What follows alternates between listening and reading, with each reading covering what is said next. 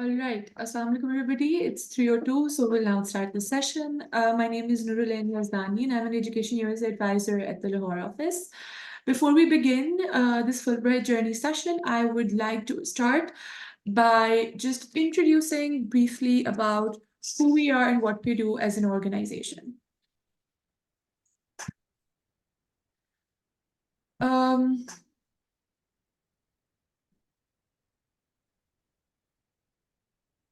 United States Education Foundation in Pakistan is a binational commission between the governments of Pakistan and the United States. We have 3 offices based in Lahore, Karachi, and Islamabad, but we do a lot of personalized guidance. We do a lot of one-on-one advising with our students in person and virtual. All the students in the Greater Punjab region, we look at them, we guide them here in the Lahore office. We also have testing facilities available, and we have a bunch of different scholarship programs that we administer, such as the Fulbright and the UGrad. Education USA is housed within USEFP. We are part of the US Department of State.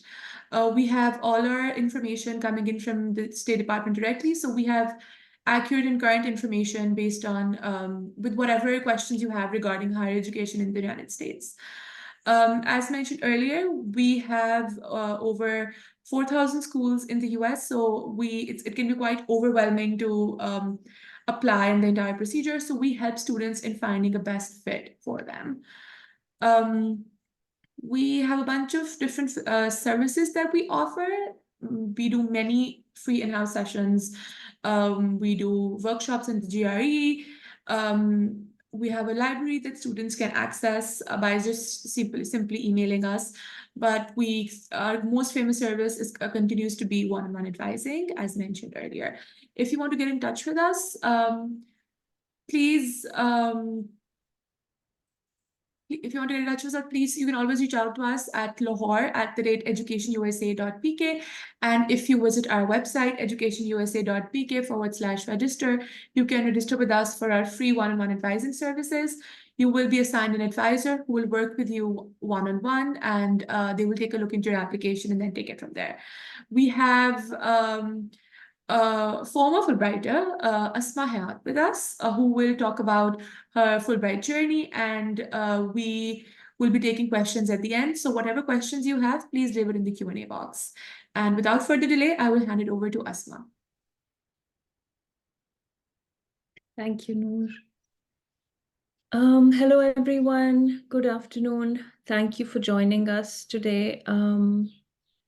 So I'm going to be talking to you about the whole process of applying for getting a Fulbright and then the time in the US. And like Noor said, every question that comes to your mind, just feel free to drop it in the Q&A box. My name's Asma, and I finished my PhD in Romance Languages in 2022, in the spring of 2022. So the dates I wrote on screen are 2015 to 2022 because 2015 is when I actually started thinking about it, when I saw the ad in the paper, and I started wondering if, this was for me, or with my discipline, if there was a chance that I could go on a Fulbright. I'm sure you must have also seen the Fulbright ads that appear from time to time in the newspapers and on Facebook and Instagram pages that the USEFP had.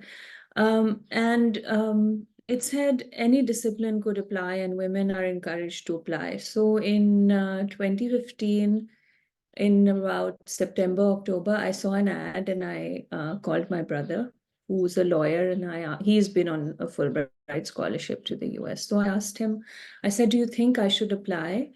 Because before that, I had gone to France for my master's, and I had a master's in French didactics, and I was interested in studying literature, French literature. But I wasn't sure if the US would accept a candidate, because if you look at it this way, the doubt I had was maybe they're only reserved for certain disciplines, or why would the US State Department accept to sponsor a student who's going to study French literature in the US? And I hear a lot of potential candidates having doubts like that even before they start their application. Maybe it's not for us. Maybe it's just for a set group of people. Maybe it's for a set group of disciplines. So if you go by the grapevine, it's also always very difficult to understand who it is for. If I were to answer that question, I'd say it's for everybody, except if you're studying medicine and you're looking to go and, study more medicine in the US, then it's not for you. Otherwise, it's almost for every discipline. If you think that the United States has a university that has something more that you can learn in your set field or discipline, or if you want to advance your knowledge of anything and they have it, you have a shot at it. So in 2015, I started finding out about it, and I found out that you have to clear the GRE before you apply for graduate school. And that sounded like an impossible task. I had a 12-year-old son. I had a spouse who wasn't keeping very well. So I thought, oh, I can't do this. And everybody said, well, you have to take tuitions for GRE. And my brain works well with languages, but I am terrible at math. I don't know how to solve anything more complicated than 2 + 2. So I said, well, I can't do it. So I gave up for 2 weeks. And then my brother again, he said, well, I have some GRE books lying around. Just take a look at them. So he sent me some books. I said, well, what's the harm? Let me take the GRE. And I started studying on my own. I put in, I think, around 2-3 hours every night after I put my son to bed. And I took around 2-3 months and I took the GRE. The GRE, I wanted to talk about it because everybody thinks there's a certain score that you have to get into a US university or to get the Fulbright. That again is not true. It depends entirely on your discipline. Suppose you're wanting to go and study space science, then of course they'll look for the qualitative score less and the quantitative score more, because they want to make sure that you're good at math, you're good at engineering, you know your discipline.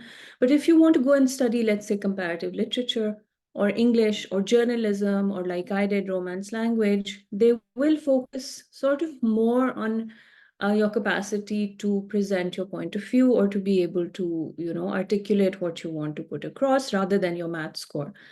So I'm telling you, I'm very bad at math. I've never had a good math score, probably in my entire life. And I did the GRE and I didn't go to any school. I just prepared with 3-4 books at home. And the math that I was teaching my son, he was in grade 6 or 7 that time, helped me understand the math in the GRE book. That said, I'm not saying don't go and take extra coaching if you want to for English or math, but I'm saying it's possible to do it in 3-4 months on your own also.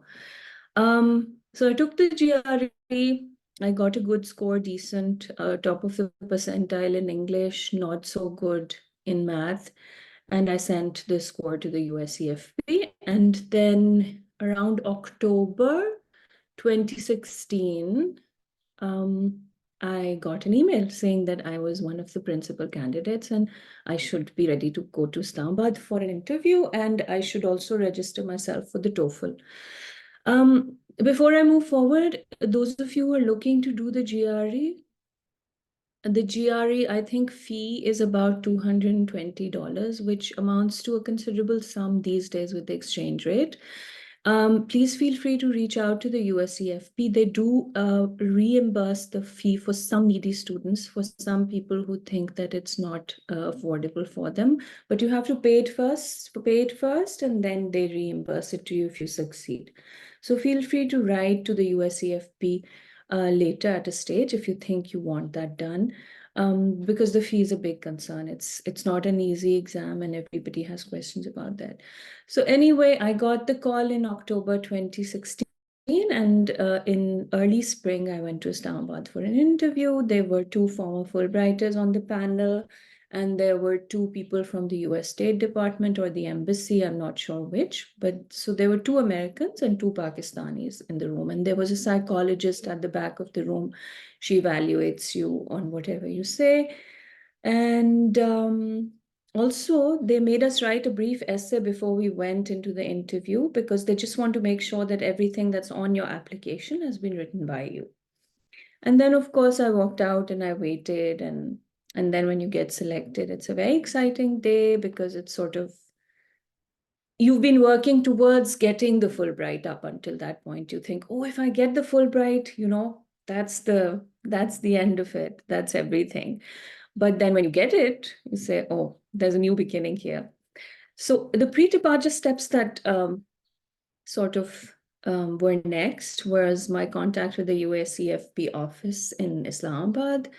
You get allotted a contact person and they sort of work with you on university selection. You can choose a short list of 3 to 5 institutions. I'm not sure of the number, but it's 3 to 5. And you communicate it to them saying why you would like to go to a certain university, whether there's a certain person there who's an expert in something that interests you, etc. And then they let you know based on their own algorithm and matrix, which has a lot of things that are considered. They let you know where you will end up going. There's a lot of paperwork at this stage. You have to get diplomas attested and degrees equivalized and legal documentation that guarantees that you're not going to stay in the US and that you'll come back. You have to get medical clearances from your doctor. So a lot of paperwork there. Just giving you a heads up. And then at the end of all of that, when you have all that clearance, you go and you get your visa from the embassy after an interview. They look at your travel records. If you have J2 dependents, they encourage you to call them over later instead of them leaving with you. The only red tape I faced at this point was at the HEC because other processes took time, but I always had feedback and I always had help. But the HEC red tape, because you know how things happen at educational departments in Pakistan, was a slightly difficult part. This was 5 years ago, so it might have gotten better now. But that's again just a heads up. The Fulbright helps at each step. There's more than one person that you can turn to at the USEFP in Islamabad or in Lahore. And before students leave, there's a pre-departure orientation where they tell you about everything that you'll need, who to contact, etc., etc. And then when you get to the US, there's another team that is there to help you. You get another advisor. The Fulbright gives you someone who you can message or even call to figure the ropes. At your institution, there's one person, and then there's a main Fulbright contact person who works at the Department of State. So I'm not saying it's super easy. You uproot your life and you move to an entirely different country for either a year or 5 or 4. But I'm just saying there's support at every stage of it. Where I went in the US was in the south of the United States. So there's a very particular culture there which closely resembles, I would say, the Pakistani culture. Everybody wants to know everything about you. They're warm, they chat you up. The weather's very nice. I don't think I would have done very well in minus 25, like somewhere like Boston or even Seattle with the rain. So I was happy with the weather. It has a beautiful fall, which lasts for about a month. You can see a little bit of that in the picture I've put up. Vast green forests, lots of rivers. The university itself was called University of Georgia, and it was the first public university in the United States. So people, when the United States were created as a union, then they said, oh, people need to be educated, so let's start this. So along with institutions like Princeton and Stanford, which were private trust run, the public universities were founded, and Georgia was the first university. It had an amazing community. So the city that I went to is called Athens. It's a college town, and it's purportedly one of the best 5 college towns in the US. So it has a very vibrant nightlife, which I didn't participate much in because I didn't have time. But yeah, it is a very fun college town. UG itself is spread all over town. Kind of like the Punjab University campus, which isn't just in one place, it's all over the city or a large area. There was a local Fulbright chapter, again, to help you to sort of explain the ropes to you.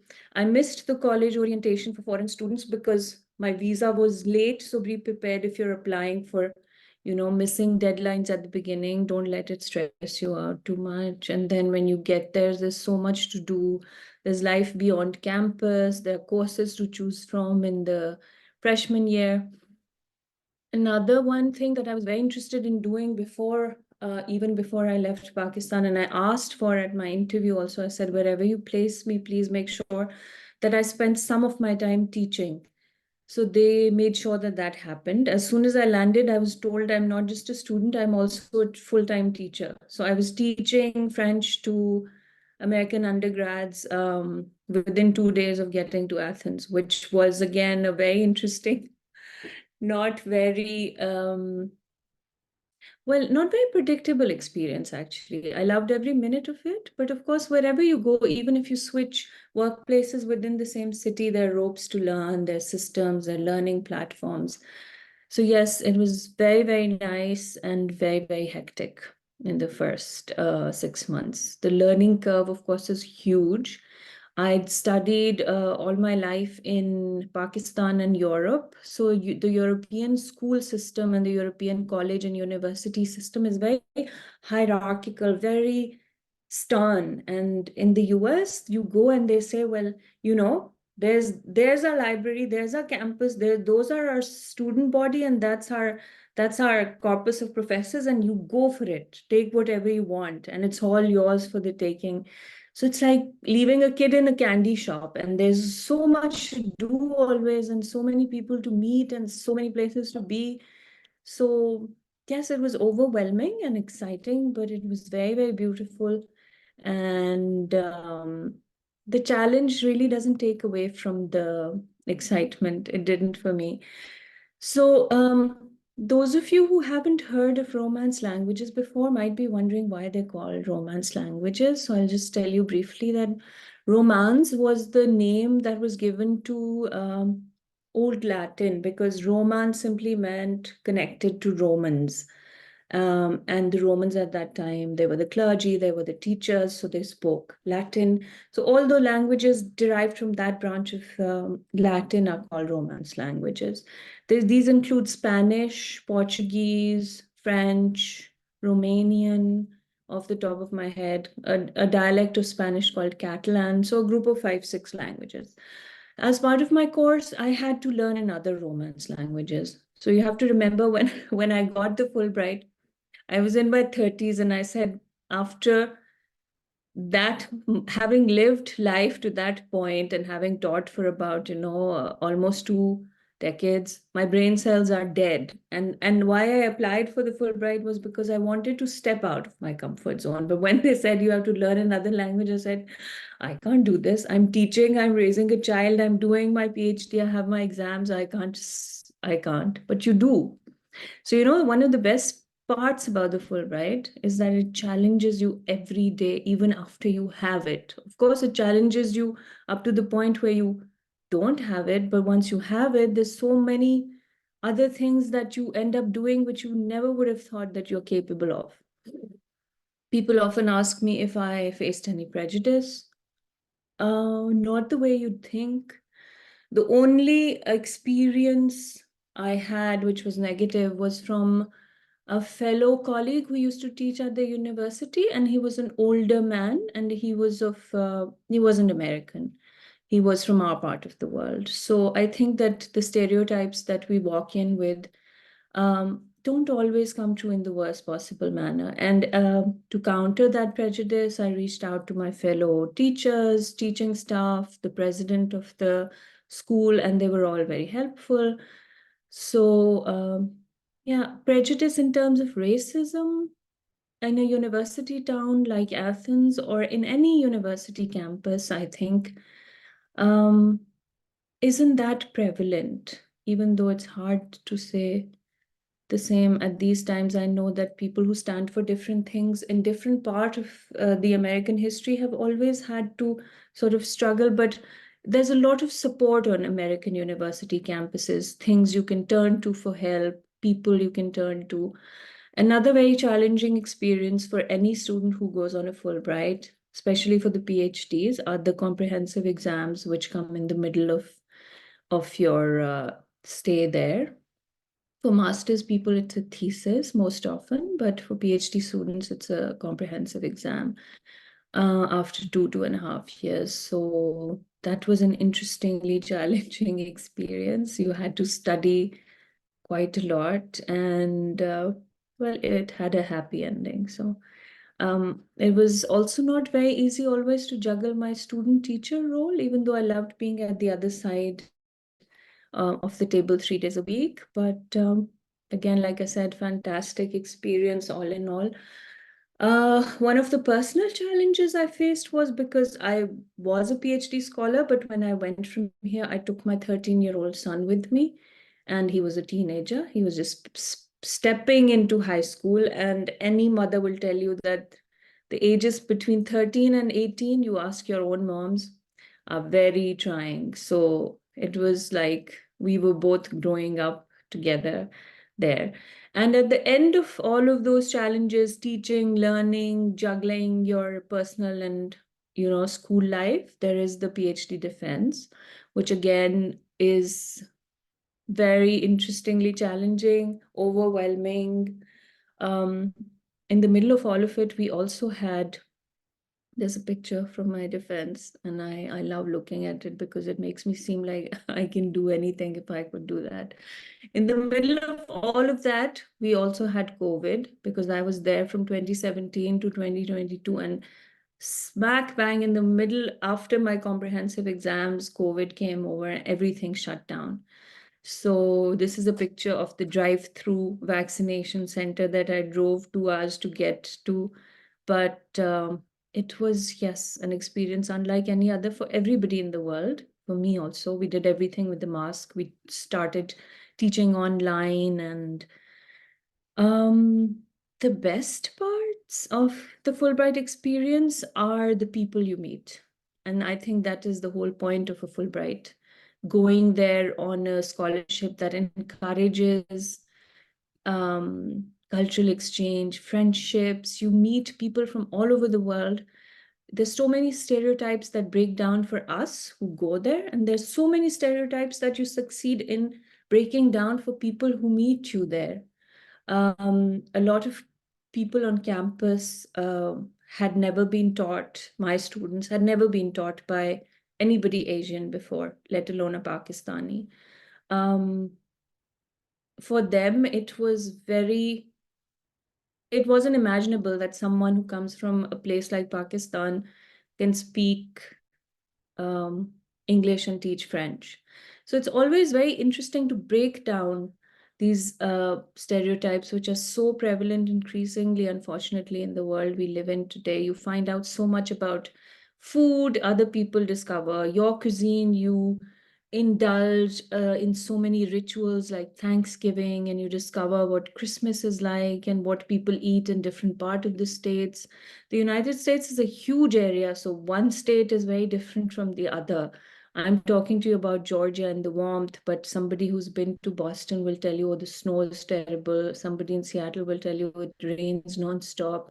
There's no one thing that's completely true about being in the US, and there's no one thing that is completely false. I hope that you get the chance to listen to other former Fulbrighters also, and that you can put together everything that we are telling you, and then of course you can make up your mind about whether or not this is for you. It is very challenging, but the bright side is really worth doing it. You cultivate so many friendships, you become lifetime mentors, and you attain so many the mentorship of so many other mentors that you can look to and turn towards for the rest of your life, in terms of whatever you're doing academically, or even if you're going through a personal crisis. While I was doing my PhD and teaching, my advisor told me that, you're writing about feminism in Muslim women, so why don't you go ahead and take these 4 extra courses over the next 2 years and get a certificate in women's studies? So I did that. I made so many friends across the spectrum, the gender spectrum and the identity spectrum. When I was doing that, I found out so many fascinating things that I would never have had time to imagine otherwise. In the middle of all of that, in my third year of teaching undergrads, I was also given a teaching award because apparently my students liked me as much as I was fond of them. So that was a plus. Um, my son's high school graduation happened. That was another plus. And so everything that I came back with doesn't just boil down to my degree. It boils down to so many alliances, so many friendships, so many mentorships, which sort of spread over your time there, and they always stay with you. And I think that's the most significant thing that the Fulbright does for us. When we apply for it, we think, okay, we need it because they'll sponsor us studying. We can't pay the fee. It'll help if somebody pitches in with that. And gradually, when you're doing it, you say, oh my God, this can't be quantified. This can only be looked at and, remembered and explained. And you can try to tell people what all you saw, what all you lived, which cities you had the time to visit, which states you made friends in, what was your favorite place to go to, what you tried that you otherwise would not have. But it's something that is very, very enriching, and it's something that is much bigger than the PhD degree diploma that I came back with. So if the question at the end of the experience is whether I recommend it, I would recommend it wholeheartedly. Would I say it was easy? It wasn't. But I think that despite the fact that this sounds like a cliche, anything worth having is not easy. It doesn't come easy. You can't even imagine it easily. And this is one of the things that don't come easy. It's not always a smooth road to it, but I would recommend it, yes, absolutely, anytime. That is about all that I had to share with you, along with these pictures from my commencement. I see that there's one question in the Q&A panel, and then if you have any others, I'll be happy to answer that. I promised Noor I would talk for half an hour, so I've tried to do that. If you have any questions that you want to ask, or you want me to go back to a specific part of what I spoke about, I would be happy to do that. Thank you so much, Asma, for this wonderful session. Before I go to the question that came in the Q&A box, TOEFL is no longer required for the Fulbright application. It is only when you're shortlisted that you're required to give out the Duolingo. We also have a session coming up on Duolingo, so you might want to check out the website for that. Sharmeen Ahmed Khan is asking, at the time of applying for your PhD, did you have a clear idea of what you would be doing career-wise once you return to Pakistan? Thank you for the question, Sharmeen. When I applied for my PhD, no, I did not know what I would be doing career-wise. Before I left for the US, I had been teaching French at LUMS for about 9 years. So even though I loved doing that, I didn't want to do it anymore. Not because I didn't like LUMS. I loved working there. I would still love to go back. But I knew that I didn't want to teach French language anymore. I wanted to study literature. I wanted to find out more about people who write in that language, who sort of use French as a tool for other things, not just the linguistic part of it. So no, I wasn't very sure. I was actually asked this during my interview also. They said, will there be a job waiting for you when you come back to Pakistan? And I said, well, yes, there will be, but I'm not entirely sure what I want to do with what I learned there. And it is okay to wonder about that. It is also okay to share your incertitude with the Fulbright people or in your application, because it is I mean, it is a question that we can't really answer, especially people who go to study something in humanities. There's always so much that it can translate to. Your degree and your experience in the humanities can translate to so many things. So yes, I sort of had a vague idea that I always wanted to be associated with teaching when I came back. But no, I didn't have a concrete idea of what I was going to do, because 5 years is a long time. Thank you for that answer. We are taking questions. So if you have any, please type them out now. Okay, so another question is, thank you, that was quite helpful. If one does not have teaching experience and does relevant work experience count? That's a very good question. I'm glad you asked it because I forgot to mention that. So yes, from my point of view, teaching was what I wanted to do when I came back and what I asked to do while I was in the US, because I wanted to not sort of take my foot off that pedal. I wanted to keep on teaching there. But if you don't teach, if you, let's say, work in human development or human resource or administration, yes, anything and everything you do counts as work experience, and you absolutely don't have to go there and teach like I did. But I believe, and again, the USEFP people can answer that better. Maybe you can write to them later.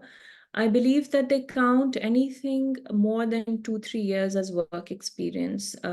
Certain institutions require that. And then again, different institutions, different universities have different requirements according to the programs that you're applying for. So master's and PhD programs have different requirements, and then the field you're applying in has different requirements. Any work experience, yes, contributes towards what they're expecting of you. And no, you don't have to teach on campus. But I think what my Fulbright advisor told me while I was there was that since you're contributing to the university life and the university's workload when you're a PhD candidate, it really helps if you do something for the institution itself. So yeah, those questions have very individual answers according to what you're applying for. But yes, any work experience counts. Absolutely. Thank you so much. Another question. Is there a right age for applying for one's PhD? I would say no. I had people enrolled in the PhD program who were younger than me, so were in their early 30s. I had people enrolled who were older than me. I think that largely varies to what you think you are capable of doing. I personally don't think there's a right age to apply for any program or a PhD. I mean, I would, for several reasons, I can't do it right now, but I would be very happy to try my hand at another one. So no, there's no right age to apply for it. Thank you for that. Another question is, what can you do when you come back to Pakistan after this particular PhD other than teaching a Romance language? Hmm.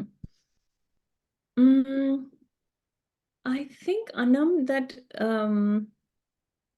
well, for me, teaching was always something that I wanted to do. So I was keen to do that. Um, you can teach, of course, like you said, a Romance language.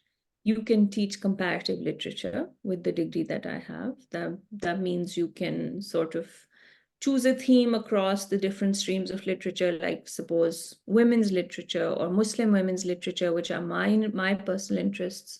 You can choose uh,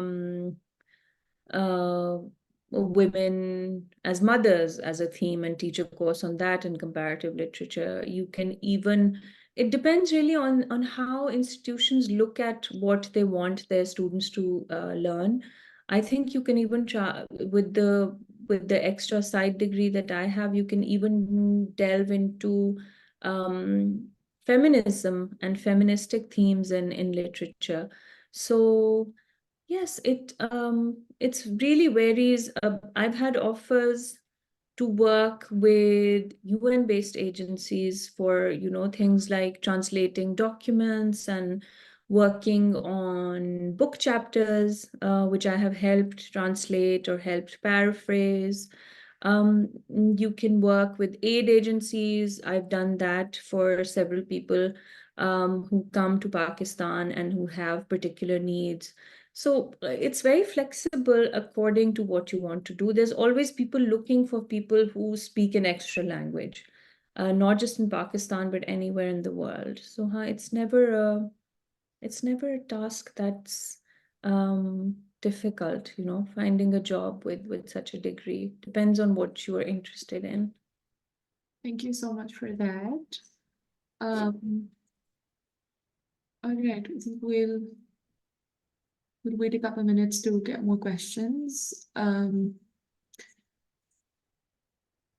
you want to shed some light on your on some challenges that you faced? A lot of people ask, what about visas? Do you want to talk about that? How was that process smooth for you, getting a visa? I'm glad you asked. So at the time that I applied, I'm not sure if a lot of applicants know that, but once you get the Fulbright, the US Embassy makes sure that you get a visa in the smallest possible delay, because they're also keen for you to get to the campus and start your program.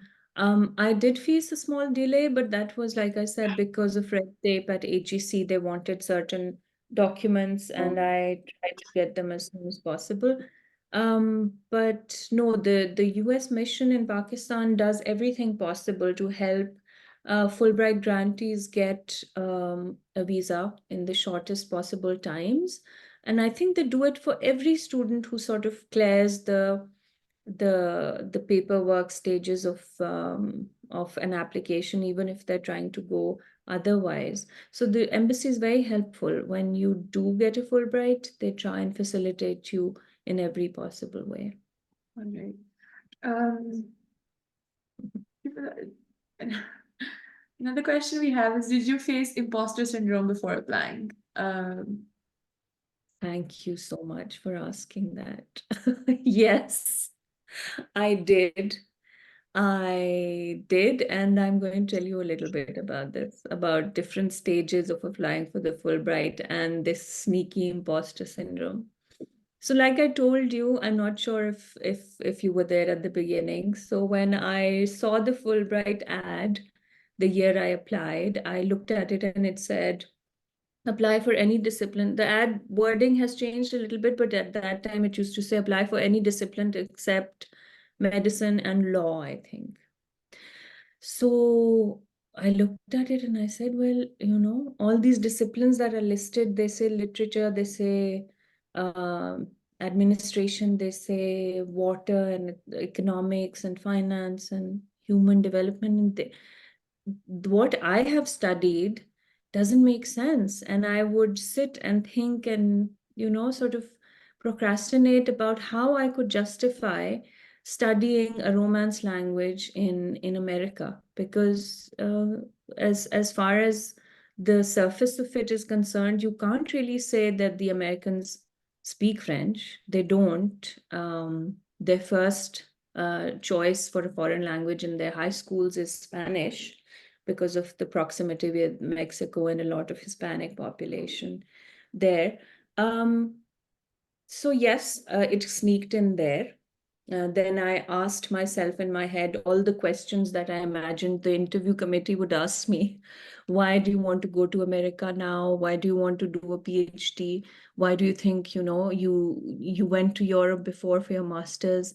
And then when I got there, when I got the Fulbright and I got to campus, it used to, for the first 6 months, like I said, where I was teaching undergrads and then taking classes for my own PhD, it used to sneak in very often. I had American colleagues. There were two other girls, one a French girl and another an American girl, who were in my PhD batch, who were not Fulbrighters, but who I worked with closely. And they would often come and say, such and such student in classes is really creating trouble. And we are having a difficult time with feedback and student performances. And I used to second guess myself all the time. You only get student feedback at the end of the term when you finish teaching them, you've graded their exams, then you find out how they actually feel about your teaching. And I used to second guess myself all the time. Yes, imposter syndrome it interferes majorly with who you are and who you're trying to be. Especially, I don't know whether you are a woman or a man, but whoever you are, or whether you're gender specific at all, it does sneak in, especially in our culture where people, not just women, but young people, often made to feel like, they're not good enough, or they don't know what they're doing, or what are they really doing with their life after they've done this? What will you want to do a PhD for? What are you going to do when you come back? Why do you need to do it at this stage? It sneaks in all the time. The good news is that even though it does happen, there's a lot of support. On college campuses, there was at UGA where I was. The Fulbright often organized, especially during COVID, they organized mental health helplines, which we could access. I accessed mental health resources on campus a couple of times because you feel the stress for different reasons. It could be personal, it could be academic, it could be a hard time you're having because of COVID. It could be because you're adjusting in a different place. It could be because you've never lived a pandemic like no one has before. There's always help with imposter syndrome. All college campuses in the US, almost all that I know of, because I was in touch with people who've studied across the US because of the Fulbright program, they organize mental health sessions. They organized sessions on imposter syndrome. They organize sessions on adjustment in programs like a PhD or even a master's degree, because there's so much to do, so many different ways of being. You are there, you've never lived in another country for that long. It is perfectly natural to feel that. You feel it at every stage, actually. I would be in awe of somebody who says that they didn't have imposter syndrome or that they didn't feel unsure of themselves. But there are things that you can do about it. There are people who will answer your questions for you, and there will be people who are willing to support you. So yes, it happens, and no, it isn't unnatural, and no, it doesn't pull you back because you know what to do about it. That was very helpful, I'm sure, for all of us who are attending this. Another question is by Hamna. She's asking if we bypass a master's degree by enrolling onto a doctoral program as soon as we complete an undergraduate degree, are there any disadvantages? Great question, Hamna. No, there are no disadvantages. I can tell you a UGA specific situation, but of course, whatever institution you're interested in, I'm sure you can reach out to them and ask them this. A lot of universities in the US try and attract people to these degree programs, graduate programs, by telling them that after they've spent 4 years doing their undergrad, they can do the rest in, let's say, if you're looking at a PhD, you can do your PhD immediately after your undergrad in, let's say, 4 years. Or if you're looking at a master's, then you can spend 4.5 years together along with your undergrads and finish and leave with the master's degree. So universities in the US, fortunately, are very open to assisting your particular career and academic pathway. And if you have a question as specific as that, and if you have a particular institution in mind, then I'm sure that they will be very happy to sort of design a tailor-made timeline for you. They do that a lot. Thank you for that. Do you want to shed some light on your experience? You mentioned you have a master's degree from France versus a PhD from the US. Can you share like anything different you noticed, or just a little bit of a comparison between the two? I'm glad you asked. So I briefly touched upon it while I was talking earlier. I went to school in France for two different things. I went every summer for 5 or 6 years in continuously for teachers training programs, which used to be 4 to 6 weeks every year. And those were sponsored by the French embassy at the time. And then I went for a master's, a second master's degree, because I got one at CNED in Lahore a while ago, and then I wanted another one. So I went there to study didactics of language and culture, which wasn't linguistic again. I wanted to spread out to other areas. And it is, in one word, the European teaching ethic or learning environment is very rigorous. It's extremely rigorous, it's extremely boxed in. They show you the lines and they tell you, this is how you will get from A to B. Your advisor, especially in a master's program and a doctoral program, is the person who tells you how they would like you to get from A to B. You are given an advisor, you are meant to stick to them. Before you start your program, they ask you to draft an application detailing exactly why you want to be in that program and telling them this is what we will do if we get in. And you're expected to stick to that program. I know that about a few UK programs, and I know that certainly about the French program that I was in for my master's. You're told what you should do, and you're expected to do it. And in following that rigorous regime, you sort of go for your degree and you get it.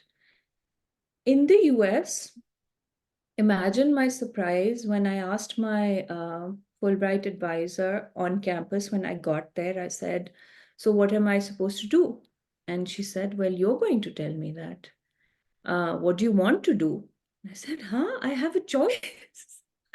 And that's why I used the kid in the candy shop simile, because nobody ever asks you in Pakistan, or, when you're going to school in Pakistan, your teacher tells you, this is what your test is on, this is what you're going to do, so make sure you know it.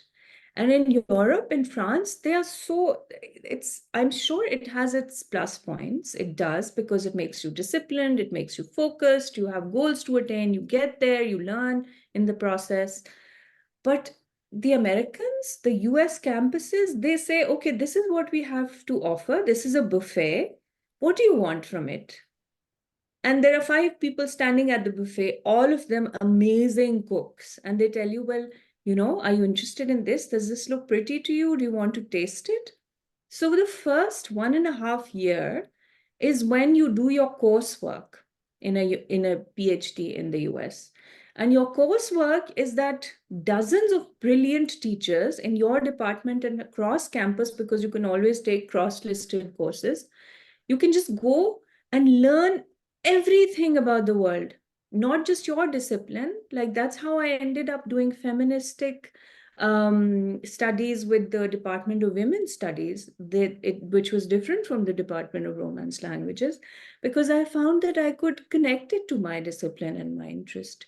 Everything's open, and like I said, it's a buffet, and you can sample it, and you can tell them, well, this is what I can do with it. Can I try? And then there are 5 people, brilliant minds, who've spent their life doing it, who will tell you, of course you can do it, and we're there to help you.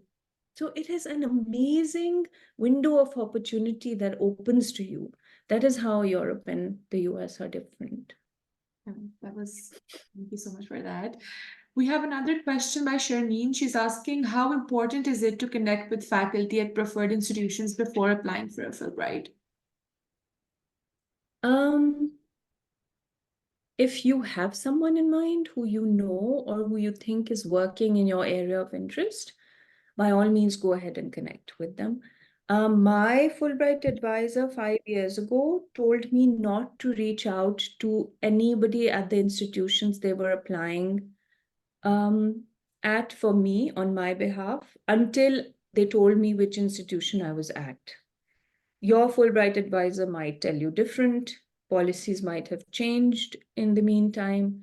But if you have someone at a particular institution who you think is doing work that interests you and you would like to go there and study with them, work with them, I would strongly encourage you to reach out to them. Maybe they will tell you of ways of going about it. I would also encourage you to tell Fulbright, because on your application, there's a whole section in which they ask you to say where you want to study and why you want to study there. So be convincing, be forthright, be open about it and say, this is the area of interest. This is the person who I think I would work excellently with. So yes, I would really like to end up there. And a lot of people do, they do take that into consideration. With that, I think we have reached the end of the Q&A session. Thank you so much for those of you who joined in. Thank you so much for Asma for your time, and I'm sure everybody really enjoyed the session. So did I personally. Thank you so much once again. Thank you for having me, Noor. Thank you. For those of you who are here, we also having a statement of purpose workshop by Asma on the 2nd of Feb from 3 to 5 p.m. Please register for that if you want to learn more about statement of purpose. And thank you for tuning in. Bye-bye. Bye.